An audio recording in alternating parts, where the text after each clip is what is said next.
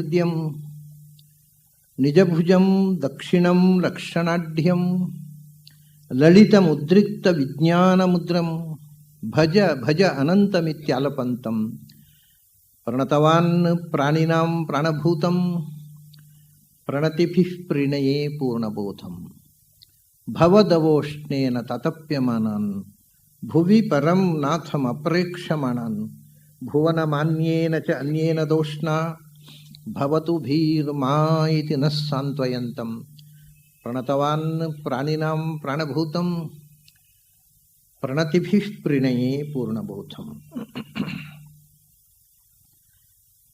ಕೂಜಂತಂ ರಾಮರಾಮೇತಿ ಮಧುರಂ ಮಧುರಾಕ್ಷರಂ ಆರುಹ್ಯ ಕವಿತಾ ಒಂದೇ ವಾಲ್ಮೀಕಿ ಕೋಕಿಲಂ.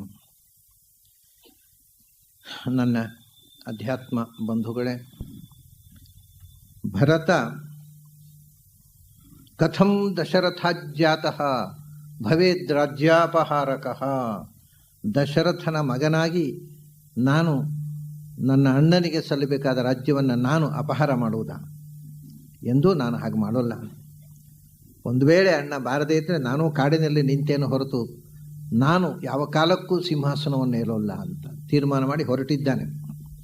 ನಾವು ನಿನ್ನೆ ನೋಡಿದ್ದೇವೆ, ಅವನು ಹೋಗೋದು ರಾಮ ಬರಬೇಕು ಅಂತ ಸೈನ್ಯದ ಜೊತೆಗೆ ಹೊರಟಿದ್ದಾನೆ. ಸೈನ್ಯದ ಜೊತೆಗೆ ಹೊರಡುವಾಗ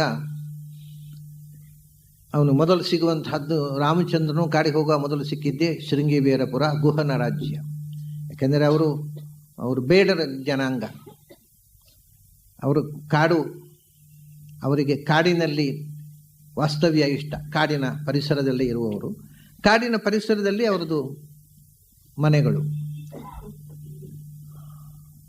ಭರತ ಸೇನಾ ಸಮೇತನಾಗಿ ಹೋದಾಗಲೂ ಮೊದಲು ಸಿಗುವಂತಹದ್ದು ಗುಹನ ಶೃಂಗಿಬೇರಪುರ.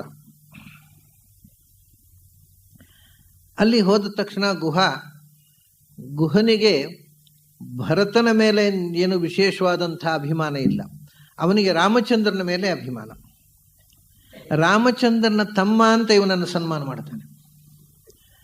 ಇವು ಒಟ್ಟಿಗೆ ಬಂದವ್ರನ್ನೆಲ್ಲ ಆದರ ಆತಿಥ್ಯ ಮಾಡ್ತಾನೆ. ಆದರೆ ನೋಡಿ,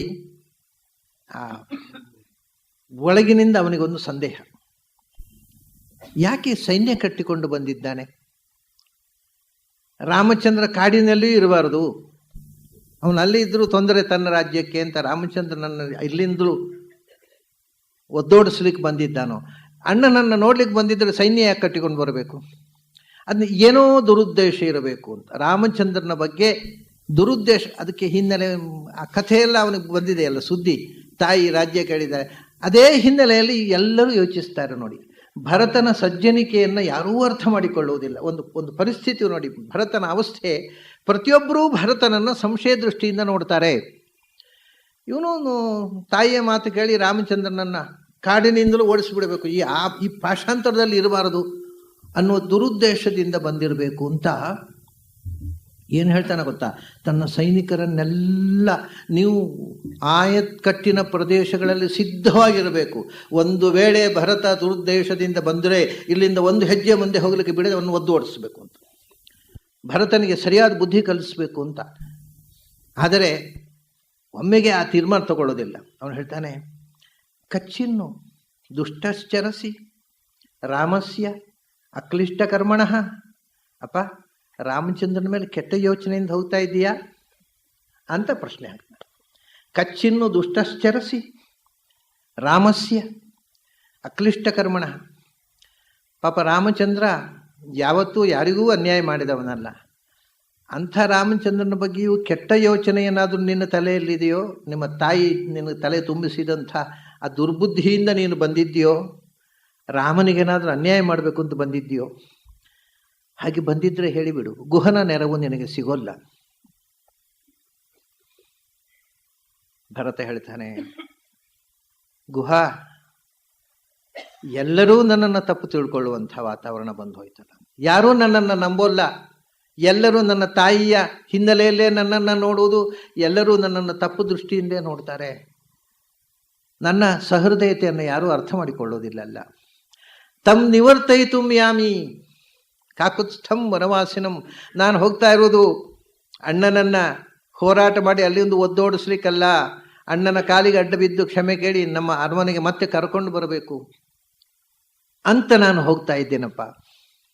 ಹೌದಾ? ಹಾಗಾದರೆ ತುಂಬ ಸಂತೋಷ ಆಯಿತು. ನನ್ನ ಪೂರ್ಣ ರಾಮಚಂದ್ರ ಇರುವಲ್ಲಿ ತನಕ ನಿಮಗೆ ನಮ್ಮ ಜನರನ್ನೇ ಕೊಟ್ಟು ನದಿ ದಾಟಿಸುವುದಕ್ಕೆ ದೋಣಿ, ಗಂಗಾ ನದಿ ದಾಟಿ ಆಚೆ ಹೋಗಬೇಕು. ನದಿ ದಾಟಿಸುವುದಕ್ಕೆ ದೋಣಿ ವ್ಯವಸ್ಥೆ ನಾನು ಮಾಡ್ತೀನಿ, ಎಲ್ಲ ವ್ಯವಸ್ಥೆ ನಾನು ಮಾಡ್ತೀನಿ. ರಾಮಚಂದ್ರನನ್ನು ನೀನು ಕರ್ಕೊಂಡು ಹೋಗ್ಲಿಕ್ಕೆ ಬಂದಿದ್ದಿ ಅಂದರೆ ತುಂಬ ಸಂತೋಷ ಆಯ್ತಪ್ಪ. ರಾಮಚಂದ್ರನಿಗೆ ತಕ್ಕ ತಮ್ಮ ನೀನು. ಸಂತೋಷ ಆಯಿತು. ಏನೋ ಸಂಶಯ ಬಂತು, ಎಲ್ಲಿ ರಾಮನಿಗೆ ದ್ರೋಹ ಬಗೀತಾ ಇದ್ದೀಯೋ ಅದು ಇಲ್ಲ ಅಂತ ಗೊತ್ತಾದಾಗ ಬಹಳ ಸಂತೋಷ ಆಯಿತು. ಅಲ್ಲಿಂದ ಮುಂದಕ್ಕೆ ಹೋದರೆ ಭರದ್ವಾಜರ ಆಶ್ರಮ. ಭರದ್ವಾಜರ ಆಶ್ರಮದಲ್ಲಿ ಒಂದು ವಿಶೇಷ ವಿಷಯವನ್ನು ಹೇಳ್ತಾರೆ. ಅಲ್ಲಿ ಬಂದಿರತಕ್ಕಂಥ ನಾಗರಿಕರು, ಸೈನಿಕರು, ಆನೆಗಳು, ಕುದುರೆಗಳು, ರಥಗಳು ಎಲ್ಲ ಬಂದಿದ್ದಾವೆ. ದೊಡ್ಡ ಪಡೆ ಹಿಡ್ಕೊಂಡು ಬಂದಿದ್ದಾನೆ ರಾಮಚಂದ್ರನನ್ನು ಮೆರವಣಿಗೆಯಲ್ಲಿ ಕರ್ಕೊಂಡು ಹೋಗಬೇಕು ಅಂತ. ಭರದ್ವಾಜರು ಹೇಳಿದರಂತೆ, ಇವತ್ತು ನಮ್ಮ ಆಶ್ರಮದ ಆತಿಥ್ಯವನ್ನು ಸ್ವೀಕರಿಸಬೇಕು ನೀವೆಲ್ಲ ಅಂತ. ಇವನಿಗೆ ಆಶ್ಚರ್ಯ, ಇವರಿಗೆ ಆಶ್ರಮದಲ್ಲಿ ಇಷ್ಟು ಜನರಿಗೆಲ್ಲ ಊಟದ ವ್ಯವಸ್ಥೆ ಹೆಂಗೆ ಮಾಡ್ತಾರೆ ಇವರು? ವಾಲ್ಮೀಕಿ ಅದನ್ನು ಬಹಳ ವಿಚಿತ್ರವಾಗಿ ಹೇಳ್ತಾರೆ. ಇಷ್ಟು ಜನರಿಗೆ ಊಟದ ವ್ಯವಸ್ಥೆ ಹೇಗೆ ಮಾಡ್ತಾರೆ, ಏನು ಕಥೆಯೋ ಈ ಋಷಿಗಳದ್ದು ಒಂದು ಅರ್ಥ ಆಗೋಲ್ಲ. ಭರದ್ವಾಜರು ತನ್ನ ತಪೋಬಲದಿಂದ ಅದ್ಭುತವಾಗಿರತಕ್ಕಂಥ ಔತಣ ಮಾಡಿಸಿದ್ರಂತೆ. ಎಷ್ಟು ಅದ್ಭುತವಾದ ಔತಣ ಮಾಡಿಸಿದ್ರು ಅಂದರೆ, ವಾಲ್ಮೀಕಿಗಳು ಒಂದು ಜೋಕ್ ಮಾಡ್ತಾರೆ, ಪರಿಹಾಸ್ಯ. ಏನು ಅಂದರೆ, ಅನೇಕ ಜನ ನಾವು ಅಯೋಧ್ಯೆ ಹೋಗೋಲ್ಲ, ಇಲ್ಲೇ ಇದ್ಬಿಡೋಣ ಅಂತ. ಯಾಕಂದ್ರೆ ಇಷ್ಟು ಒಳ್ಳೆ ಊಟ ಸಿಗುವಾಗ ಅಯೋಧ್ಯೆ ಯಾಕೆ ಹೋಗಬೇಕು ಅಂತ ಕೆಲವರು ಅಂದುಕೊಂಡ್ರು ಅಂತ. ಅಯೋಧ್ಯೆ ಹೋಗಿ ಏನು ಸಾಧಿಸಲಿಕ್ಕಿದೆ, ಇಲ್ಲಿ ಇಷ್ಟು ಅದ್ಭುತವಾದ ಊಟ ದಿನ ಸಿಕ್ಕಿದರೆ ಆಶ್ರಮದಲ್ಲೇ ಇದ್ದು ಬಿಡೋಣ ಅಂತ. ನಮಗೆ ಆಶ್ರಮವೂ ಬೇಕಾಗೋದು ಊಟಕ್ಕೋಸ್ಕರ, ಜ್ಞಾನಕ್ಕೋಸ್ಕರ ಅಲ್ಲ. ಇನ್ನು ಆಶ್ರಮದಲ್ಲಿ ಇದ್ದು ಬಿಡೋಣ ಅಂತ ಅಲ್ಲಿ ಕೂತು ಬಿಡ್ತೇವೆ. ಅಷ್ಟು ಅದ್ಭುತವಾದ, ಅಂದರೆ ಒಬ್ಬ ಮನುಷ್ಯನ ತಪಶಕ್ತಿಯಿಂದ ಭೌತಿಕವಾಗಿ ಏನನ್ನಾದರೂ ಸೃಷ್ಟಿ ಮಾಡಬಹುದು. ವಿಲ್ ಪವರ್ನಿಂದ ಅವರು ಬಯಸಿದ್ದನ್ನು ಸೃಷ್ಟಿ ಮಾಡಬಹುದು. ನೀವು ಪ್ರಾಯ living with the Himalayan masters ಅಂತಕ್ಕ ಪುಸ್ತಕವನ್ನು ಬಹಳ ಜನ ಓದಿರ್ತೀರಿ. ಅದು ಕನ್ನಡಕ್ಕೂ ಕೂಡ ಅನುವಾದ ಆಗಿದೆ. ಅದರಲ್ಲಿ ಇಂಥ ಒಂದು ಕಥೆ ಬರುತ್ತೆ. Autobiography of a yogi, Paramahansa ಯೋಗಾನಂದರು ಬರೆದಿರ್ತಕ್ಕಂಥ, ಅದರಲ್ಲಿಯೂ ಇಂಥ ಒಂದು ಕಥೆ ಬರುತ್ತೆ. ಅಲ್ಲಿ ಕಾಡಿನಲ್ಲಿ ಋಷಿಗಳು ಏರ್ಪಡಿಸಿದ ಔತಣ. ಅವ್ರು ಹೇಳ್ತಾರೆ, ನಮ್ಮ ತಪಸ್ಸಿನಿಂದಾಗಿ, ನಾವು ತಪಶಕ್ತಿಯಿಂದಾಗಿ ನಾವು ಏನು ಬಯಸಿದೇವೆ ಅದನ್ನು ಸೃಷ್ಟಿ ಮಾಡಲಿಕ್ಕಾಗತ್ತೆ. ಅದು ನಿಮ್ಮ ಅರಮನೆಯಲ್ಲಿ ಅಂಗಡಿಯಿಂದ ತರಬೇಕು, ನಮ್ಮ ಅಂಗಡಿಯಿಂದ ತರಬೇಕಾದಿಲ್ಲ. ನಮ್ಮ ಪವರ್, ಮನಃಶಕ್ತಿಯಿಂದ ಏನು ಬಯಸಿದ್ದೇವೆ ಅದು ಆಗುತ್ತೆ. ಹಾಗೆ ಭರದ್ವಾಜರು ತನ್ನ ತಪಶಕ್ತಿಯಿಂದ ಮಾಡಿರತಕ್ಕ ಔತಣದ ಊಟ ಪೇಟೆಯಿಂದ ಬಂದವರಿಗೆಲ್ಲ ದಿಗ್ಭ್ರಮೆ ಆಯ್ತಂತೆ. ನಮ್ಮಲ್ಲಿ ಇಷ್ಟು ವ್ಯವಸ್ಥೆ ಇಲ್ಲ, ಈ ಕಾಡಿನಲ್ಲಿ ಆಶ್ರಮದಲ್ಲಿ ಹೆಂಗೆ ಮಾಡಿದರು ಇಂಥ ವ್ಯವಸ್ಥೆಯನ್ನು ಅಂತ. ತುಂಬ ಅದ್ಭುತವಾದಂಥ. ಆದರೆ ಅಲ್ಲಿಯೂ ಅವಸ್ಥೆ, ಕಚ್ಚಿನ್ನು ತಸ್ಯ ಅಪಾಪಸ್ಯ ಪಾಪಂ ಕರ್ತುಮಿಹೇಚ್ಛಸಿ. ಏನಪ್ಪ, ಏನೂ ತಪ್ಪು ಮಾಡಿದ ರಾಮಚಂದ್ರನಲ್ಲೂ ಕೂಡ ಏನಾದರೂ ದ್ವೇಷ ಸಾಧನೆಗೆ ಹೋಗ್ತಾ ಇದೆಯಾ ಅಂತ ಭರದ್ವಾಜರು ಕೇಳಿಬಿಟ್ರು. ಕಚ್ಚಿನ್ನು ತಸ್ಯ ಅಪಾಪಸ್ಯ ಪಾಪಂ ಕರ್ತುಮಿಹೇಚ್ಛಸಿ. ನಿರಪರಾಧಿಯಾದ ರಾಮಚಂದ್ರನ ಮೇಲೆ ಕೆಟ್ಟ ಯೋಚನೆ ಇಟ್ಕೊಂಡು ಹೋಗ್ತಾ ಇದ್ದೀಯಾ ಏನು? ಏನಾಗಬೇಕು ಭರತನಿಗೆ? ಎಲ್ಲರೂ ಸಂಶಯ ದೃಷ್ಟಿಯಿಂದ ಅವನನ್ನು ಪ್ರಾಮಾಣಿಕ ಅಂತ ನಂಬಲಿಕ್ಕೆ ತಯಾರಿಲ್ಲ ಯಾರು. ಎಲ್ಲರಿಗೂ ಸಂಶಯ. ಇದು ಬಂದದ್ದು ತಾಯಿಯಿಂದಾಗಿ. ತಾಯಿ ಮಾಡಿದ ಒಂದು ಅಚಾತುರ್ಯದಿಂದ ಅವನು ಎಲ್ಲರೂ ಸಂಶಯಪಟ್ಟರು. ಅವನು ಆವಾಗ ಭರತ ಹೇಳ್ತಾನೆ, ಹತೋಸ್ಮಿ ಯದಿ ಮಾಮೇವಂ ಭಗವಾನಪಿ ಮನ್ಯತೆ. ನೀವು ಜ್ಞಾನಿಗಳು, ಒಳಗೂ ಹೊರಗೂ ತಿಳಿಯಬಲ್ಲವರು, ನಮ್ಮ ಮನಸ್ಸನ್ನು ಓದಬಲ್ಲವರು. ನಿಮಗೂ ಹೀಗೆ ಸಂಶಯ ಬಂತು ಅಂದರೆ ನನ್ನ ದೌರ್ಭಾಗ್ಯಕ್ಕೆ ಪಾರವೇ ಇಲ್ಲ ಅಂತ ಹೇಳ್ಬಿಟ್ಟು. ಹತೋಸ್ಮಿ, ನನ್ನ ದೌರ್ಭಾಗ್ಯಕ್ಕೆ ಎಣೆ ಇಲ್ಲ. ಯಾಕೆಂದರೆ ಯದಿ ಮಾಂ ಏವಂ ಭಗವಾನಪಿ ಮನ್ಯತೆ. ನೀವು ಜ್ಞಾನಿಗಳು, ಮನಸ್ಸಿನ ಒಳಗಿದ್ದದನ್ನು ಓದಬಲ್ಲವರು ನೀವು. ನಾವೇನು ಹೇಳಬೇಕಾಗಿಲ್ಲ. ನನ್ನ ಅಂತರಂಗ, ನನ್ನ ಹೃದಯದ ಪಾವಿತ್ರ್ಯ, ಪರಿಶುದ್ಧತೆ ನಿಮಗೆ ಅರ್ಥವಾಗಲಿಲ್ವಾ? ನಿಮಗೂ ನನ್ನ ಮೇಲೆ ಸಂಶಯ ಬಂತ? ಆಗ ನನ್ನಂಥ ಪಾಪಿ ಇನ್ನೊಬ್ಬ ಇಲ್ಲ. ಇದು ನನ್ನ ದೌರ್ಭಾಗ್ಯದ ಪರಾಕಾಷ್ಠೆ ಇದು. ಅದಕ್ಕೆ ಭರದ್ವಾಜರು ಹೇಳ್ತಾರೆ, ಅಪ್ಪ ಗೊತ್ತಿದೆ, ನನಗೆ ಗೊತ್ತಿದೆ ನೀನು ಎಂಥ ಹುಡುಗ, ನಿನ್ನ ಸಜ್ಜನಿಕೆ ಏನು, ನಿನ್ನ ಪ್ರಾಮಾಣಿಕತೆ ಏನು ಗೊತ್ತಿದೆ, ನಿನ್ನ ಬಾಯಿಂದಲೇ ಕೇಳುವ ಅಂತ ಮಾತಾಡಿಸಿದೆ ಅಷ್ಟೆ. ನಿನ್ನ ಬಾಯಲ್ಲಿ ಬರಬೇಕಾ ಮಾತು, ಕೇಳಬೇಕು ನಾನು. ಕಡೆಗೆ ಭರತ, ಇಲ್ಲ, ನಾನು ರಾಮಚಂದ್ರನ ಕ್ಷಮೆ ಕೇಳಲಿಕ್ಕೆ ಹೋಗ್ತಾ ಇದ್ದೀನಿ, ಕರ್ಕೊಂಡು ಬರ್ತಾನೆ. ವಸಿಷ್ಠರು ಬಂದಿದ್ದಾರೆ, ಸಂಭ್ರಮವೇ ಸಂಭ್ರಮ ಅಂತ ಭರದ್ವಾಜರಿಗೆ. ಎರಡು ಮಹಾಜ್ಞಾನಿಗಳ ಸಮಾಗಮ, ಅದರ ಜೊತೆಗೆ ರಾಜಮಾತೆಯರು ಬಂದಿದ್ದಾರೆ. ಭರತ ಪರಿಚಯ ಮಾಡಿಸ್ತಾನೆ. ಭರತನಿಗೆ ತನ್ನ ದೊಡ್ಡ ತಾಯಿ ಕೌಸಲ್ಯನ್ನು ಪರಿಚಯ ಮಾಡಿಸಿದಾಗ ಏನು ಮನೋಭೇದ ಆಗಲಿಲ್ಲ. ಸುಮಿತ್ರೆಯನ್ನು ಪರಿಚಯ ಮಾಡಿಸುವಾಗಲೂ ಏನೂ ಅನ್ನಿಸ್ಲಿಲ್ಲ. ಕೈಕೇಯಿಯನ್ನು ಪರಿಚಯ ಮಾಡಿಸುವಾಗ ಭರತನ ಮನಸ್ಸು, ಯಾಕೆಂದರೆ ಅವನಿಗೆ ಅವರ ಪ್ರತಿಕ್ರಿಯೆ ನೋಡಿ, ಹೋದಲ್ಲೆಲ್ಲ ಭರತನನ್ನ ಸಂಶಯ ದೃಷ್ಟಿಯಿಂದ, ನನ್ನನ್ನು ಜನ ಇಷ್ಟು ಅಪ್ರಾಮಾಣಿಕ, ಅಣ್ಣನ ದ್ರೋಹಿ ಅಂತ ಯೋಚನೆ ಮಾಡಲಿ ಕಾರಣ ಈ ತಾಯಿ ಅಲ್ವಾ. ಕೈಕೇಯಿ ಬಂದು ಭರದ್ವಾಜ ನಮಸ್ಕಾರ ಮಾಡುವಾಗ, ಐಶ್ವರ್ಯ ಕಾಮಾಂ ಕೈಕೇಯೀಂ ಅನಾರ್ಯಾಂ ಮಾರ್ಯರೂಪಿಣೀಂ ಬೈದು ಬಿಡ್ತಾನೆ ತಾಯಿಯನ್ನ. ಯಾರು ಗೊತ್ತಾಯ್ತಾ ಋಷಿಗಳೇ? ಮಮೈತಾಂ ಮಾತರಂ ವಿದ್ಧಿ ನೃಶಂಸಾಂ ಪಾಪಚಾರ ನಿಶ್ಚಯಾಂ. ಇವಳಿಗೆ ಇನ್ಯಾ ಥರದ್ದು ಗುರುತ ಇಲ್ಲ ಗುರುಗಳೇ. ದುಡ್ಡು ಒಂದೇ ಅವಳಿಗೆ ಜೀವನದಲ್ಲಿ ಮಹತ್ವದ ವಸ್ತು. ಐಶ್ವರ್ಯ ಕಾಮಾಂ, ದುಡ್ಡಿನ ಬೆನ್ನ ಹಿಂದೆ ಓಡ್ತಾಳೆ. ಮೌಲ್ಯ ಅಂದರೆ ದುಡ್ಡು ಒಂದೇ, ಬೇರೆ ಯಾವ ಮೌಲ್ಯವೂ ಇಲ್ಲ ಅವಳ ಜೀವನದಲ್ಲಿ. ಐಶ್ವರ್ಯ ಕಾಮಾಂ ಕೈಕೇಯೀಂ ಅನಾರ್ಯಾಂ ಆರ್ಯ ರೂಪಿಣೀಂ. ಕೆಟ್ಟ ಹೆಂಗಸು ಒಳ್ಳೆಯವರ ವೇಷ ಹಾಕ್ಕೊಂಡು ತಿರುಗ್ತಾ ಇದ್ದಾಳೆ.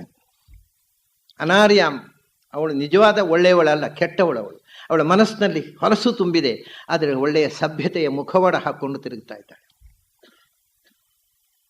ಹೌದು, ನನ್ನ ತಾಯಿ ಇವಳು. ಅಂಥ ತಾಯಿಯ ಹೊಟ್ಟೆಯಲ್ಲಿ ಹುಟ್ಟಿದ ದೌರ್ಭಾಗ್ಯ ನನ್ನದು.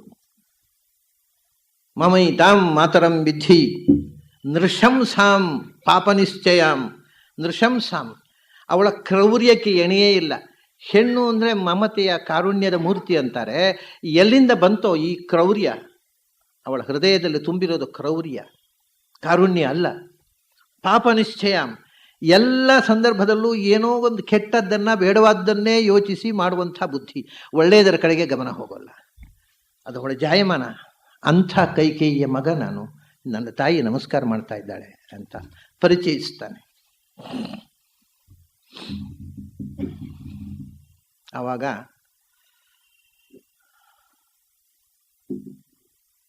ನಗ್ತಾರೆ ಭರದ್ವಾಜರು.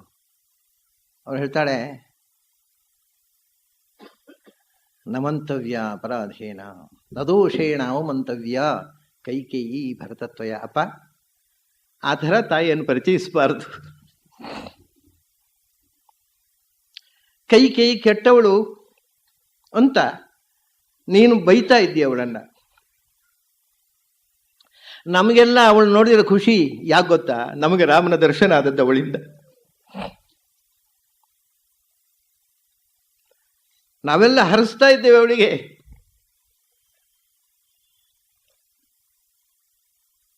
ನದೋಷೇಣ ಅವಮಂತವ್ಯ. ನಿನ್ನ ತಾಯಿಯ ತಲೆಯ ಮೇಲೆ ತಪ್ಪು ಹೊರಿಸಿ ಅವಮಾನ ಮಾಡಬೇಡ.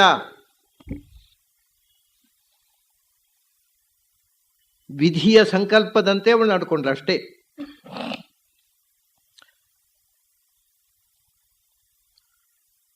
ರಾಮಚಂದ್ರ ಕಾಡಿಗೆ ಹೋಗ್ಬೇಕಿತ್ತು, ಅದಕ್ಕೊಂದು ನೆಪ ಬೇಕಿತ್ತು. ಅವಳನ್ನ ಟೂಲಾಗಿ ಉಪಯೋಗಿಸಿತು ವಿಧಿ ಅಷ್ಟೇ. ಅವಳದ್ದೇನು ತಪ್ಪಿಲ್ಲಪ್ಪ.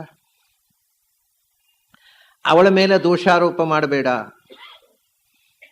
ಯಾರೂ ಏನನ್ನು ಮಾಡೋದಕ್ಕೂ ಸ್ವತಂತ್ರರಲ್ಲ. ಒಳ್ಳೆಯವರು ಒಳ್ಳೆಯ ಕೆಲಸ ಮಾಡಿದ್ದು ಅವರಿಂದ ಅಲ್ಲ, ಕೆಟ್ಟವರು ಕೆಟ್ಟ ಕೆಲಸ ಮಾಡೋದು ಅವರ ಸ್ವಂತದಿಂದ ಅಲ್ಲ, ಪಡೆದು ಬಂದದ್ದು. ವಿಧಿ ಆಯಾ ಕೆಲಸಗಳನ್ನು ಅವರವರ ಮೂಲಕ ಮಾಡಿಸುತ್ತೆ. ನೋಡಿ, ಕೆಲವೊಮ್ಮೆ ಅಹಲ್ಯೆ ಶಾಪಗ್ರಸ್ತಳಾಗಿ ಇದ್ಲು ಆಶ್ರಮದಲ್ಲಿ, ಗೌತಮರ ಆಶ್ರಮದಲ್ಲಿ. ಯಾವುದೋ ಒಂದು ಕ್ಷಣದಲ್ಲಿ ದೇವರಾಜ ಕುತೂಹಲ ಆತನು, ದೇವಲೋಕದ ಸುಖ ಹೇಗಿರುತ್ತೆ ಅಂತ ಒಂದು ಕ್ಷಣದಲ್ಲಿ ಮನಸ್ಸು ಆಸೆ ಪಟ್ಟಿತು ಇಂದ್ರನನ್ನ. ಅದಕ್ಕಿಂತ 10 ಪಟ್ಟು ಪಶ್ಚಾತ್ತಾಪ ಪಟ್ಟು ಆಶ್ರಮದಲ್ಲಿ ಪ್ರಾಯಶ್ಚಿತ್ತ ಮಾಡಿಕೊಂಡ್ಳು. ತಪಸ್ಸಿನ ಪ್ರಾಯಶ್ಚಿತ್ತ ನೋಡಿ, ಯೋಚನೆ ಮಾಡಿ.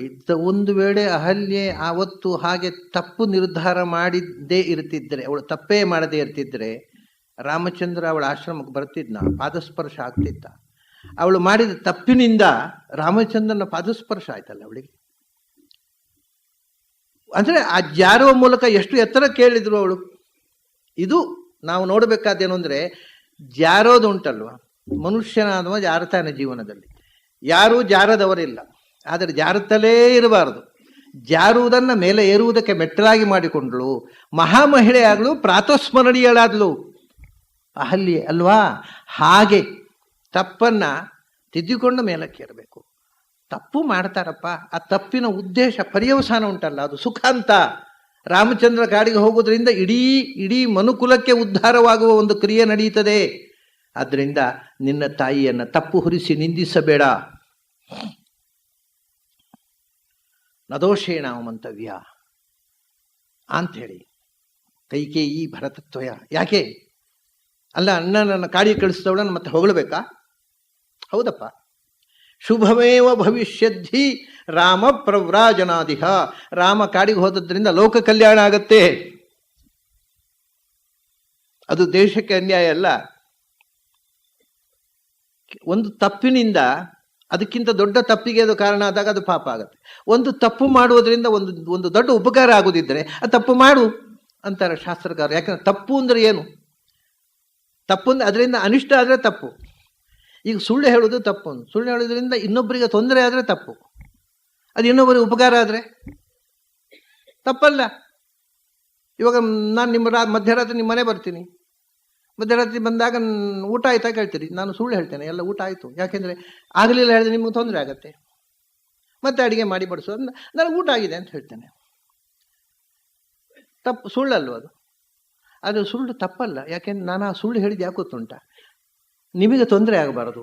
ನೀವು ಮತ್ತೆ ರಾತ್ರಿ ಎದ್ದು ಅಡುಗೆ ಮಾಡಿ ಬಡಿಸಿ ಮನೆಯವರಿಗೆ ನಾನು ಬಂದು ನಿಮಗೆ ತೊಂದರೆ ಆಗಬಾರದು.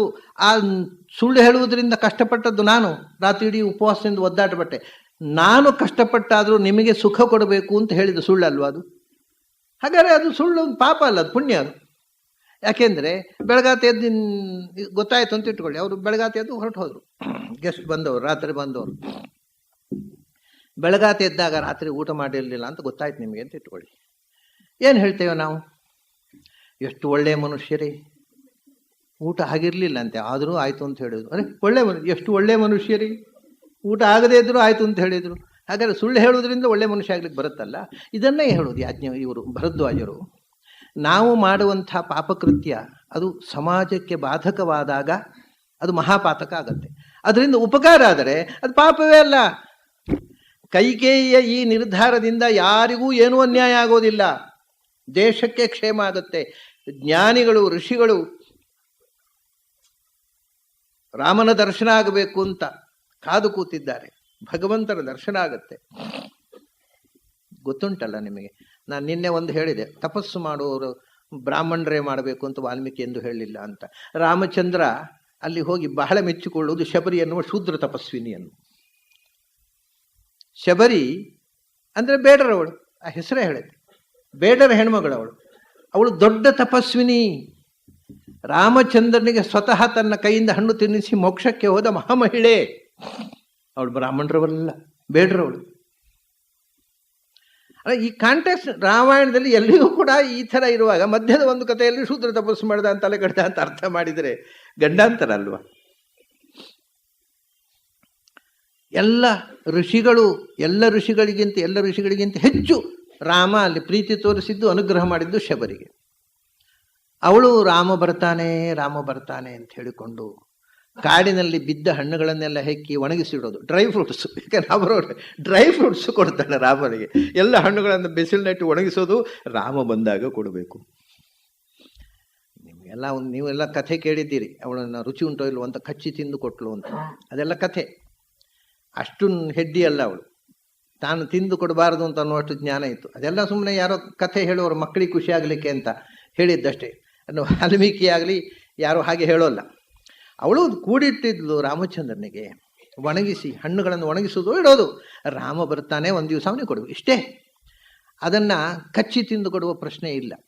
ಅದು ಇನ್ನೊಂದೇನು ಅದನ್ನು ಕಚ್ಚಿ ತಿನ್ನಬೇಕು ಅಂದರೆ ಹಣ್ಣುಗಳಲ್ಲಿ ಈಗ ಫ್ರೆಶ್ ಈಗ ಕೊಯ್ದದ್ದಾದರೆ ಅದು ಸಿಹಿ ಉಂಟೋ ಹುಳಿ ಉಂಟೋ ತಿಂದು ನೋಡಬೇಕು. ಡ್ರೈ ಫ್ರೂಟ್ಸ್ನ ಕಚ್ಚಿ ತಿಂದು ಸಿಹಿಯೋ ಹುಳಿ ಅಂತ ನೋಡೋ ಪ್ರಶ್ನೆ ಇಲ್ಲ. ಇದೆಲ್ಲ ಕಥೆ. ಆಮೇಲೆ ಯಾರೋ ರೋಚಕವಾಗಿ ಕಥೆ ಕಟ್ತಾರೆ. ಈ ಪುರಾಣದಲ್ಲಿ ಕಥೆ ಕಟ್ಟುವವರು ತುಂಬ ಜನ ಇದ್ದಾರೆ. ಅವರು ಕಥೆ ಕಟ್ಟಿ ಏನೋ ಹೇಳ್ತಾರೆ. ಆದರೆ ಹೀಗೆ ರಾಮಚಂದ್ರನನ್ನ ಕಾಡಿಗೆ ಕಳಿಸಿದ್ದು ನಮಗೆಲ್ಲ ಸಂತೋಷವಪ್ಪ. ಶುಭಮೇವ ಭವಿಷ್ಯದ್ಧಿ ರಾಮ ಪ್ರವ್ರಾಜನಾದಿಹ. ಅವ್ರು ಹೇಳ್ತಾಳೆ, ಭರದ್ವಾಜರು ಹೇಳ್ತಾರೆ, ರಾಮ ಪ್ರವ್ರಾಜನಾಥ್, ರಾಮನನ್ನು ಅಯೋಧ್ಯೆಯಿಂದ ಕಾಡಿಗೆ ಕಳಿಸಿದ್ದರಿಂದ ಲೋಕಕ್ಕೆ ಶುಭವಾಗುತ್ತೆ. ಶುಭಮೇವ ಭವಿಷ್ಯದ್ಧಿ, ಮುಂದೆ ಕಲ್ಯಾಣವಾಗಲಿಕ್ಕಿದೆ, ಲೋಕಮಂಗಳವಾದ ಕಾರ್ಯ.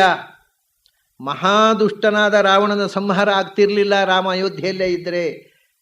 ಅದು ಋಷಿಗಳ ಉದ್ಧಾರ ಮತ್ತು ದುಷ್ಟರ ಸಂಹಾರ, ಇದಕ್ಕೆ ನಾಂದಿಯೇ ಕೈಕೇಯಿಯ ಈ ನಾಟಕ. ಆದ್ದರಿಂದ ಕೈಕೇಯಿ ಗೊತ್ತಿಲ್ಲದೆ ಒಳ್ಳೆ ಕೆಲಸ ಮಾಡಿದ್ದಾಳಪ್ಪ. ಅವಳು ಸ್ವಾರ್ಥದಿಂದ ಮಾಡಿರಬಹುದು, ಆದರೆ ಅದರಿಂದ ಲೋಕಕ್ಕೆ ಕಲ್ಯಾಣವಾಗತ್ತೆ. ಲೋಕ ಕಲ್ಯಾಣವಾದ ಕಾರ್ಯ ಮುಂದೆ ಅವಳಿಂದ ಆಗತ್ತೆ. ಆದ್ದರಿಂದ ಅವಳು ಬೈಬೇಡ.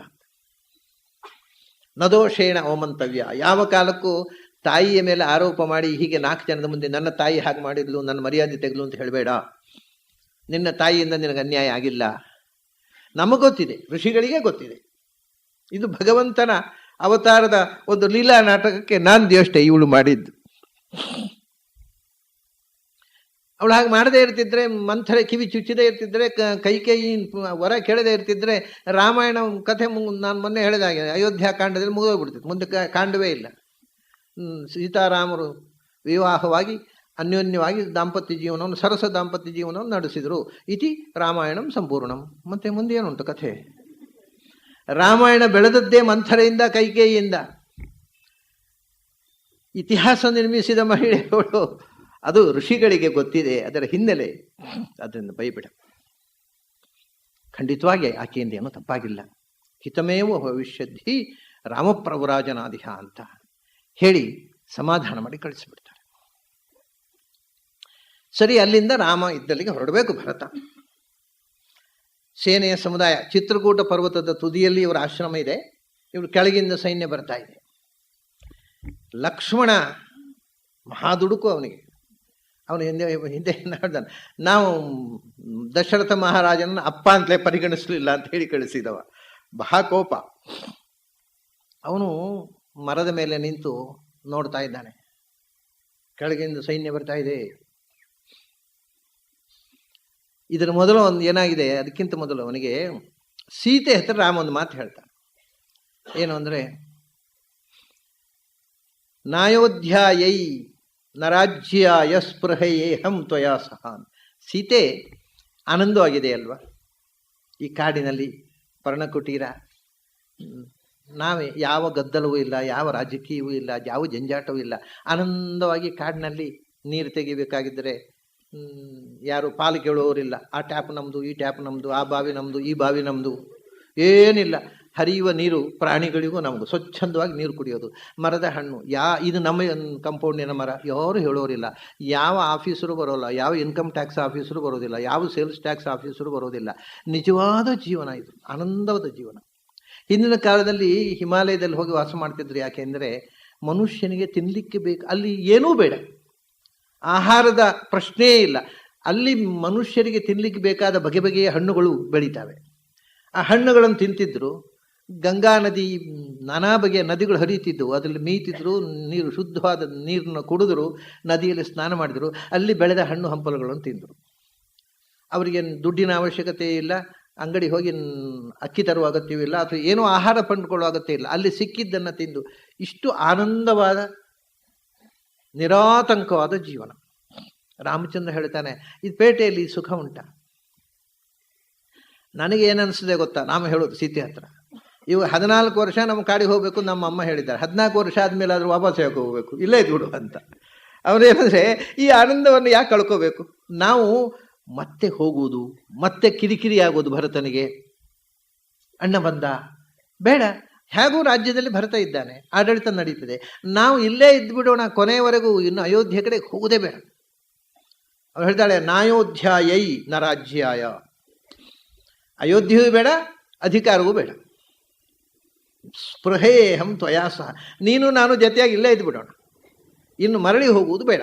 14 ವರ್ಷ ಅಷ್ಟೇ, ಅದು ಅವರ ಕಂಡೀಷನ್. ನಮ್ಮ ಕಂಡೀಷನ್ ಯಾವತ್ತೂ ಇನ್ನೂ ವಾಪಸ್ ಹೋಗುವುದಿಲ್ಲ, ರಾಜ್ಯವೂ ಬೇಡ, ಅಧಿಕಾರ ಬೇಡ, ಇಲ್ಲೇ ಇದ್ಬಿಡೋಣ ಅಂತ. ಅವನು ಸೀತೆ ಒಂದು ಮಾತು ಹೇಳ್ತಾಳೆ, ಹೌದು ನೀವು ಹೇಳೋದೆಲ್ಲ ನಿಜ, ನೀವು ಅಯೋಧ್ಯೆ ಹೋಗೋದು ಬೇಡ ಅಂತ ತೀರ್ಮಾನ ಮಾಡಿದ್ದೀರಿ, ಮತ್ತು ಕಾಡಿನಲ್ಲೇ ಋಷಿಗಳ ಒಟ್ಟಿಗೆ ನಮ್ಮ ವಾಸ, ಮತ್ತು ಈ ಬಿಲ್ಲು ಬಾಣ ಯಾಕೆ? ಋಷಿಗಳಂತೆ ನಾವು ಬಿಲ್ಲು ಬಾಣ ಎಲ್ಲ ಬಿಸಾಡಿಬಿಡಿ, ಆನಂದವಾಗಿ ಬದುಕೋಣ. ಇದು ಮತ್ತೆ ಒಂದು ಕ್ಷತ್ರಿಯ ಚಿಹ್ನೆ, ಇದು ಮತ್ತೆ ಅಪಾಯದ ಸಂಕೇತ. ಕೈಯಲ್ಲಿ ಬಿಲ್ಲು ಬಾಣ ಯಾಕೆ ನಿಮಗೆ? ನಾವು ಋಷಿಗಳಂತೆ ಜೀವಿಸೋಣ. ಆವಾಗ ರಾಮಚಂದ್ರ ಹೇಳ್ತಾನೆ, ಸೀತೆ, ಕಾಡಿನ ಪರಿಸ್ಥಿತಿ ನಿನಗೆ ಗೊತ್ತಿಲ್ಲ. ನಾನು ಬಿಲ್ಲು ಬಾಣ ಹೇಳ್ಕೊಂಡದ್ದು ಯಾಕೆ ಅಂದರೆ ಋಷಿಗಳಿಗೆ ಅಪಾಯ ಇದೆ ಇಲ್ಲಿ. ಯಾಕಂದ್ರೆ ನಾನು ಮೊನ್ನೆ ಹೇಳಿದ್ದೆ, ರಾವಣ 14,000 ಜನ ರಾಕ್ಷಸರನ್ನು, ಆ 1,000ಕ್ಕೆ ಒಬ್ಬೊಬ್ಬ ಲೀಡರ್ನಂತೆ 14 ಜನ ಮುಖಂಡರನ್ನು, ಇಷ್ಟು ಜನರನ್ನು ನೋಡಲಿಕ್ಕೆ ಖರ, ದೂಷಣ, ತ್ರಿಶಸ್ 3 ಜನ ನೇತಾರರನ್ನು ಶೂರ್ಪಣಖಿ ಜೊತೆಗೆ, ಅಂದರೆ ಇಡೀ ದಕ್ಷಿಣ ಭಾರತವನ್ನು ಆಕ್ರಮಣ ಮಾಡಿ ಅಲ್ಲಿಂದ ಉತ್ತರ ಭಾರತಕ್ಕೆ ಬರಬೇಕು ಅಂತ, ಭಾರತವನ್ನೆಲ್ಲ ತನ್ನ ಸ್ವಾಧೀನ ಮಾಡ್ಕೋಬೇಕು ಅಂತ ರಾಕ್ಷಸರ ಪಡೆಯನ್ನೇ ಕಾಡಿನಲ್ಲಿ ಬಿಟ್ಟಿದ್ದಾನೆ. ಆ ರಾಕ್ಷಸರು ಋಷಿಗಳಿಗೆ ಕಾಟ ಕೊಡ್ತಾ ಇದ್ದಾರೆ, ಅವ್ರನ್ನ ರಕ್ಷಣೆ ಮಾಡೋದು ಬೇಡವ ನಾವು? ಅದರಿಂದ ಕಾಡಿನಲ್ಲಿಯೂ ಇದೊಂದನ್ನು ನಾನು ಬಿಡ್ಲಿಕ್ಕೆ ಆಗೋಲ್ಲ ಸೀತೆ. ನೀವು ಹೇಳೋದು ಅಂದರೆ ನೀನು ಹೇಳೋದು ನಿಜ, ನಾವು ಕ್ರೌರ್ಯವನ್ನು, ಯುದ್ಧವನ್ನು ಬಿಟ್ಟು ಕಾಡಿಗೆ ಬಂದವರಿಗೆ ಯಾಕೆ ಬಿಲ್ಲು ಬಾಣ ಅಂತ. ನಮ್ಮ ಪಾಲಿಗೆ ಅದು ಅನಿವಾರ್ಯ, ಕಾಡಿನಲ್ಲಿಯೂ ಉಂಟು ಈ ಕಾಟ. ಋಷಿಗಳ ರಕ್ಷಣೆ ನನ್ನ ಕರ್ತವ್ಯ. ರಾಜ್ಯದಲ್ಲಿದ್ದರೆ ನಾಗರಿಕರ ರಕ್ಷಣೆ, ಕಾಡಿನಲ್ಲಿದ್ದರೆ ತಪಸ್ವಿಗಳ ರಕ್ಷಣೆ. ಅದಕ್ಕಿಂತ ದೊಡ್ಡ ಕೆಲಸ ಇದು, ತಪಸ್ವಿಗಳ ರಕ್ಷಣೆ ಮಾಡುವುದು. ಅವರು ತಪಸ್ಸು ಇಡೀ ದೇಶವನ್ನು, ಅವರ ತಪಸ್ಸು ರಕ್ಷಿಸ್ತಾ ಇದೆ, ಅವರನ್ನು ನಾವು ರಕ್ಷಿಸಬೇಕು. ಅಂಥವರು ತಪಸ್ಸು ಮಾಡ್ತಾ ಇರುವುದರಿಂದ ಇವತ್ತು ದೇಶದಲ್ಲಿ ಕಾಲ ಕಾಲಕ್ಕೆ ಮಳೆ ಬೆಳೆ ಆಗ್ತಾ ಇದೆ. ಅಂಥವರ ರಕ್ಷಣೆ ನಮ್ಮ ಹೊಣೆಯಪ್ಪ. ಅದಕ್ಕೋಸ್ಕರ ಹೀಗೆ ಸಂಭಾಷಣೆ ಆಗ್ತಾ ಇದೆ. ಇವರು ತೀರ್ಮಾನ ಮಾಡಿದ್ರೆ, ಹಾಗಾದ್ರೆ ಇಲ್ಲೇ ಇರೋದು, ಇನ್ನೂ ಹೋಗೋದು ಬೇಡ, ಅಯೋಧ್ಯೆಗೆ ಹೋಗೋದು ಬೇಡ. ಲಕ್ಷ್ಮಣ ಸುತ್ತ ಅಂದರೆ ಎಲ್ಲಿ ಏನು ನೋಡು, ಏನು ದೊಡ್ಡ ಸೈನ್ಯ, ಆನೆ ಕುದುರೆ ಬರುವುದು ಕಾಣುತ್ತೆ ದೂರದಲ್ಲಿ. ಕೆಳಗೆ ಬೆಟ್ಟದ ಮೇಲಿದ್ದಾನೆ ಇವ, ಕೆಳಗಿನ ದೊಡ್ಡ ಸೇನಾಪಡೆ ಬರುವುದು ಕಾಣುತ್ತೆ. ಮರ ಹತ್ತಿ ನೋಡ್ತಾನೆ, ಆ ಧ್ವಜ, ಅರಮನೆಯ ಧ್ವಜ ರಥದಲ್ಲಿದೆ. ಅರಮನೆಯ ಸೈನ್ಯ ಬರ್ತಾ ಇದೆ, ಅಯೋಧ್ಯೆಯಿಂದ ಸೈನ್ಯ ಬರ್ತಾ ಇದೆ. ತಕ್ಷಣ ದುಡುಕು, ಓ ನಮ್ಮ ಹತ್ರ ಯುದ್ಧ ಮಾಡಲಿಕ್ಕೆ ಬಂದ ಈ ಭರತ. ಅವನಿಗೆ ಅರಮನೆಯ ಸಾಮ್ರಾಜ್ಯದ ಸಿಂಹಾಸನ ಮಾತ್ರ ಸಾಲದು, ಅಣ್ಣ ಇಲ್ಲಿಯೂ ಇರಬಾರದು ಅಂತ. ಅವನಿಗೂ ಅದೇ ಸಂಶಯ ನೋಡಿ, ಗುಹನಿಗೂ ಅದೇ ಸಂಶಯ ಬಂದದ್ದು, ಭರದ್ವಾಜರು ಅದೇ ಸಂಶಯ. ಇವನು ಹೇಳ್ತಾರೆ, ಖಾಸ ಅಣ್ಣ ಹೇಳ್ತಾನೆ, ಆವಾಂ ಹಂತುಂ ಸಮಭ್ಯೇತಿ ಕೈಕೇಯ್ಯಾಹ ಭರತ ಸುತಃ. ಅಣ್ಣ ನೋಡು ಬಂದ, ಇಲ್ಲಿಗೂ ಬಂದ, ನಾವು ಇಲ್ಲಿ ಕಾಡಿನಲ್ಲಿ ಕ್ಷೇಮವಾಗಿರುವುದು ಬೇಡ ಆಗಿದೆ ಅವನಿಗೆ. ಆವಾಂ ಹಂತುಂ ಸಮಭ್ಯೇತಿ, ನಮ್ಮನ್ನು ಇಲ್ಲಿದ್ದರೂ ಕೂಡ ಬಿಡಬಾರ್ದು, ನಮ್ಮನ್ನು ಕೊಂದು ಬಿಡಬೇಕು ಅಂತ ಸೈನ್ಯ ಕಟ್ಟಿಕೊಂಡು ಬಂದಿದ್ದಾನೆ. ಅಣ್ಣ ಸಜ್ಜಾಗು. ಆವಾಂ ಹಂತುಂ ಸಮಭ್ಯೇತಿ, ನಮ್ಮನ್ನು ಕೊಂದು ಬಿಡಬೇಕು ಅಂತ ಬರ್ತಾ ಇದ್ದಾನೆ. ಕೈಕೇಯ್ಯಾಹ ಸುತ, ಆ ಕೈಕೇಯಿಯ ಮಗ ಅಂತ. ಅದರಲ್ಲಿ ಆ ಶಬ್ದದಲ್ಲೇ ಧ್ವನಿ ಇದೆ, ಆ ಕೈಕೇಯಿಯ ಮಗ. ಕೈಕೇಯಿಯ ಬುದ್ಧಿ ಅವನಿಗೂ ಬಂದಿದೆ, ನಾವು ಸುಖವಾಗಿರಬಾರ್ದು ಅಂತ ಇಲ್ಲಿಗೂ ಬರ್ತಾ ಇದ್ದಾನೆ.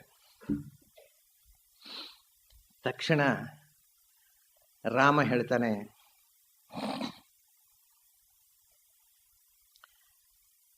ನಚಾಪೀಯಂ ಮಹಿ ಸೌಮ್ಯ ನಮಮೇಯಂ ಮಹಿ ಸೌಮ್ಯ ದುರ್ಲಭ ಸಾಗರಾಂಬರ. ಅಲ್ಲಪ್ಪ, ನೀನು ಏನು ಅಂತ ತಿಳ್ಕೊಂಡಿದ್ದಿ? ನಾನು ನಿಮ್ಮನ್ನು ತಮ್ಮಂದಿರನ್ನ ತಪ್ಪಾಗಿ ತಿಳ್ಕೊಂಡಿದ್ರೆ ನಿಮ್ಮ ಗತಿ ಏನಾಗ್ತಿತ್ತು? ನೀವೆಲ್ಲರನ್ನೂ ನಾನು ಪ್ರೀತಿಸ್ತಾ ಇದ್ದೇನೆ, ನೀನು ಒಬ್ಬ ಮಾತ್ರ ಯಾಕೆ ಒಬ್ಬ ತಮ್ಮನ್ನು ತಪ್ಪಾಗಿ ತಿಳ್ಕೊಳ್ಳೋದು? ನನಗೆ ನಿನ್ನ ಮೇಲೆ ಎಷ್ಟು ಪ್ರೀತಿ ಇದೆಯೋ ಅಷ್ಟೇ ಪ್ರೀತಿ ಭರತನ ಮೇಲಿದೆ. ನಾನು ಭರತನಿಗೆ ಹೆದರಿ ರಾಜ್ಯ ಬಿಟ್ಟು ಬಂದದ್ದಲ್ಲ. ರಾಮ ಹೇಳ್ತಾನೆ, ನಮಮೇಯಂ ಮಹಿ ಸೌಮ್ಯ ದುರ್ಲಭ. ನಾನು ಭೂಮಿಯ ರಾಜ ಆಗಬೇಕು ಅಂತ ಬಯಸಿದ್ರೆ ಯಾರು ತಡೆಯೋರಿದ್ರು? ನನ್ನ ಎದುರು ಯುದ್ಧ ಮಾಡಿ ನನ್ನ ತೋಳ್ಬಲವನ್ನು ಎದುರಿಸಿ ನನ್ನನ್ನು ಸೋಲಿಸುವವರು ಯಾರು ಹುಟ್ಟಿದ್ದಾರೆ ಈ ಪ್ರಪಂಚದಲ್ಲಿ? ಈಗ ಹೇಳ್ತಾನೆ ರಾಮಚಂದ್ರ, ನನ್ನನ್ನು ಎದುರಿಸಿ ನನ್ನನ್ನು ಸೋಲಿಸುವವರು, ಈಗಂದ್ರೆ ನಮ್ಮನ್ನು ಕೊಲ್ಲಿಕ್ಕೆ ಬಂದಿದ್ದಾನೆ ಅಂತ ಹೇಳಿದಾಗ ರಾಮ್, ನಮ್ಮನ್ನು ಸೋಲಿಸುವಂಥ ವೀರ ಜಗತ್ತಿನಲ್ಲಿ ಈ ತನಕ ಹುಟ್ಟಿಲ್ಲಪ್ಪ. ನಮಮೇಯಂ ಮಹಿ ಸೌಮ್ಯ ದುರ್ಲಭ. ನಾನು ಇಡೀ ಭೂಮಿಯ ಒಡೆತನವನ್ನು ಬಯಸಿದರೆ ಅದು ನನಗೆ ಸಿಗ್ತಿತ್ತು. ಯಾರು ಯಾವ ಕೈಕೇಯಿಯೋ ಅದನ್ನು ತಡೆಯೂ ಸಾಧ್ಯ ಇಲ್ಲ, ಯಾವ ಸೇನೆಯೋ ಅದನ್ನು ತಡೆಯೂ ಸಾಧ್ಯ ಇಲ್ಲ. ಸಾಗರ ಅಂಬರ. ನನ್ನ ಆಡಳಿತಕ್ಕೆ ಸೀಮೆ ಯಾವುದು? ಕಡಲೆ ಸೀಮೆ. ಅಂಥ ಇಡೀ ಭೂಮಂಡಲದ ಒಡೆತನವನ್ನು ನಾನು ಬಯಸಿದರೆ ನಾನು ಪಡಿಬಹುದಿತ್ತು. ಅದನ್ನು ನಾನು ಕಾಡಿಗೆ ಬಂದದ್ದು ಅಸಹಾಯಕತೆಯಿಂದ ಅಲ್ಲ.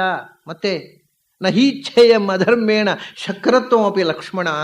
ನನಗೆ ಧರ್ಮದ ದಾರಿ ಬೇಕು, ನನಗೆ ರಾಜ್ಯ ಬೇಡ, ನ್ಯಾಯವಾದ ಬದುಕು ಬೇಕು, ಪ್ರಾಮಾಣಿಕವಾದ ಬದುಕು ಬೇಕು, ಧರ್ಮದ ನಡೆ ಬೇಕು. ಅಧರ್ಮದಿಂದ ಇಂದ್ರ ಪದವಿ ಕೊಟ್ಟರೂ ನನಗೆ ಬೇಡ. ಅದಕ್ಕೋಸ್ಕರ ನಾನು ಬಿಟ್ಟು ಬಂದೆ. ಅದರಿಂದ ನನಗೆ ಯಾರ ಹೆದರಿಕೊಂಡು ಬದುಕುವ ಅವಶ್ಯಕತೆ ಇಲ್ಲಪ್ಪ. ಮತ್ತೆ ಭರತ ಸೈನ್ಯ ಕಟ್ಟಿಕೊಂಡು ಮತ್ತೆ ಯುದ್ಧ ಮಾಡ್ಲಿಕ್ಕೆ ಬಂದದ್ದು ಅಂತ ಯಾರು ಹೇಳಿದ್ ನಿನಗೆ? ನನಗೆ ಗೊತ್ತು ನನ್ನ ತಮ್ಮನ ಹೃದಯ. ನಿನ್ನನ್ನು ನಾನು ಎಷ್ಟು ಚೆನ್ನಾಗಿ ಅರ್ಥ ಮಾಡಿಕೊಂಡಿದ್ದೇನೋ ಹಾಗೇ ಭರತನನ್ನು ಅರ್ಥ ಮಾಡಿಕೊಂಡಿದ್ದೇನೆ. ಭರತ ನಮ್ಮನ್ನು ನೋಡಿಕೊಂಡು ಯೋಗಕ್ಷೇಮ ವಿಚಾರಿಸ್ಕೊಂಡು ಹೋಗ್ಲಿಕ್ಕೆ ಬಂದಿರಬಹುದು. ನೀನು ಬಂದ ಕೂಡಲೇ ನಮ್ಮನ್ನು ಕೊಲ್ಲಿಕ್ಕೆ ಬಂದಿದ್ದಾನೆ ಅಂತ ದುಡುಕಿನ ನಿರ್ಧಾರ ಯಾಕೆ ಮಾಡ್ತೀಯ ನೀನು? ಅಲ್ಲ, ಒಂದು ವೇಳೆ ಯಾವ ದುಡುಕಿನಿಂದ ಯಾರು ಬಂದರೂ ರಾಮನನ್ನು ಏನೂ ಮಾಡ್ಲಿಕ್ಕೆ ಆಗೋದಿಲ್ಲ. ಅದು ಮೊದಲು ಹೇಳಿದ ಆ ಮಾತು. ಯಾರು ಏನೂ ಮಾಡ್ಲಿಕ್ಕೆ ಆಗೋದಿಲ್ಲ, ಅದು ಬೇರೆ ವಿಷಯ. ಆದರೆ ಭರತನ ಬಗ್ಗೆ ಸಂಶಯ ಪಡಬೇಡ. ನೀವು ಅಣ್ಣ ತಮ್ಮಂದಿರು ಒಬ್ಬರನ್ನೊಬ್ಬರು ಸಂಶಯ ದೃಷ್ಟಿಯಿಂದ ನೋಡುವುದು ಸರಿಯಲ್ಲ. ಅದು ಮ್ಯೂಚುವಲ್. ಅದು ನನಗೆ ನಿಮ್ಮ ಮೇಲೆ ಸಂಶಯ ಇದ್ದರೆ ನಿಮಗೆ ನನ್ನ ಮೇಲೆ ಸಂಶಯ, ನಾನು ನಿಮ್ಮನ್ನು ಪ್ರೀತಿಸಿದರೆ ನೀವು ನಮ್ಮನ್ನು ಪ್ರೀತಿಸ್ತೀರಿ. ಇನ್ನೊಬ್ಬರು ಅವರು ಪ್ರಾಮಾಣಿಕರಲ್ಲ ಅಂತ ನಾವು ಸಂಶಯ ಪಡುವುದಿದ್ದರೆ ನಮ್ಮ ಪ್ರಾಮಾಣಿಕತೆ ಬಗ್ಗೆ ಅವರಿಗೂ ಸಂಶಯ ಇದೆ. ಪರಸ್ಪರ ಅದು. ಪ್ರಾಣಿಗಳ ಹಾಗೆ, ಪ್ರಾಣಿಗಳು ಮೊನ್ನೆ ಹೇಳಿದ್ನಲ್ಲ, ಪ್ರಾಣಿಗಳನ್ನು ನಾವು ಪ್ರೀತಿಸಿದರೆ ಅವು ನಮ್ಮನ್ನು ಪ್ರೀತಿಸ್ತವೆ. ಅವು ಗದರುವುದು, ನಮ್ಮ ಮೈ ಮೇಲೆ ಹಾರುವುದು ಕಾಡು ಪ್ರಾಣಿಗಳು. ಯಾಕೆಂದ್ರೆ ಹೆದರಿ ನಾವು ಅದಕ್ಕೆ ಅಪಾಯ ಮಾಡ್ತೇವೆ ಅಂತ ಅವು ನಮ್ಮ ಮೇಲೆ ಹಾರೋದು. ಅವು ಇದು ಪರಸ್ಪರ. ಪ್ರಾಣಿಗಳಿಂದ ನಾವು ಹಿಂಸೆ ಕೊಡ್ತೇವೆ ಅಂತ ಅವುಗಳು ಎದುರಿಸುವುದು, ಅವು ನಮಗೆ ಹಿಂಸೆ ಕೊಡ್ತಾವೆ ಅಂತ ನಾವು ಅವನ್ನು ವಿರೋಧ ಮಾಡೋದು. ಆದರೆ ಈ ಹಿಂಸೆ ಅನ್ನೋದನ್ನು ನಾವು ನಮ್ಮ ತಲೆಯಿಂದ ತೊಡೆದು ಹಾಕಿಬಿಟ್ರೆ ಬರೇ ಪ್ರೀತಿ ತುಂಬಿಸ್ಕೋಬೇಕು ತಲೆ ಒಳಗೆ. ಕಾಡಿಗೆ ಹೋಗಿ ಯಾವ ಪ್ರಾಣಿಯೂ ಏನೂ ಮಾಡೋಲ್ಲ, ಬರೇ ಪ್ರೀತಿ.